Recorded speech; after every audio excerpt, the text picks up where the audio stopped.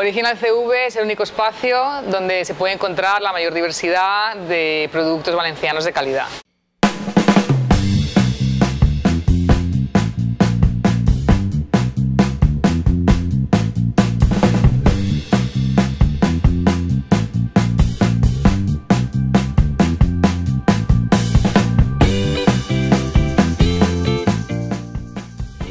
En ese momento teníamos ya la empresa en marcha con 2 tiendas en funcionamiento, pero bueno, lo vi interesante también como para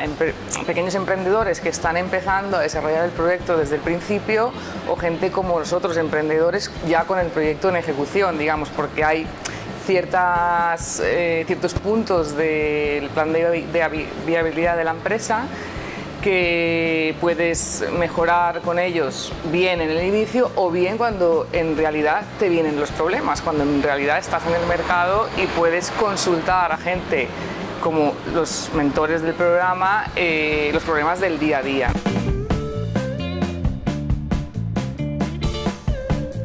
Por otra parte, es muy interesante el programa, ya que dentro de él coincides con gente que está en las mismas características que tú, en el mismo punto de la empresa que tú. Así pues puedes intercambiar los mismos problemas que te pasan con gente, aunque de otro sector y de otro producto, o incluso que vendan servicios, que no es nuestro caso, nosotros vendemos producto, pero a la hora de equiparar problemáticas generales es interesantísimo hablar y compartir experiencias, ¿no?, de este tipo, y en un programa pues como este da la oportunidad.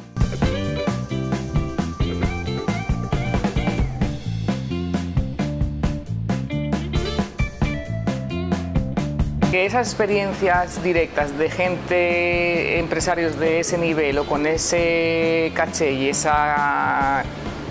también esa calidad de docencia, porque unos dicen que no son docentes pero saben expresar muy bien su experiencia, esa oportunidad no se enseña ni en las universidades, en las clases de la universidad,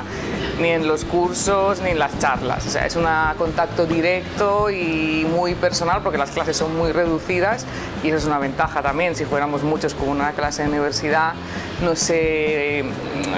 obtendría ese feedback, ¿no?, que se obtiene en esas clases. Solamente por el hecho de escucharles tan cerca y tener la oportunidad de compartir es interesantísimo.